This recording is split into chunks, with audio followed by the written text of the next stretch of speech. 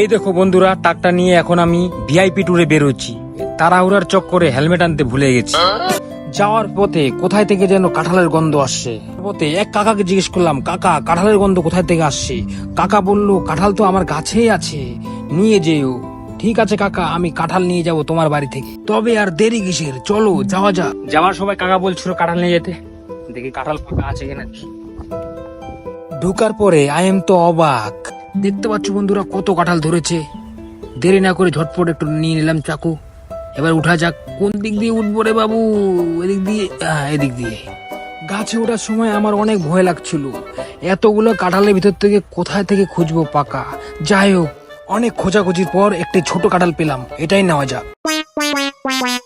বন্ধু, এই কাঁঠালটা নিয়ে নিলাম, এটা আজকে খাবো। বলেন কি? ট্রাক্টরে করে বেরিয়ে ফেরার পথে নিয়ে আসি কাঁঠাল। তো হ্যালো বন্ধুরা, ভিডিওটা ভালো লাগলে লাইক করো, আর তোমাদের সাথে যদি এরকম মজার কোনো ঘটনা ঘটে থাকে তবে কমেন্ট করো, আর এরকম ভিডিও দেখতে হলে আমাকে ফলো করো।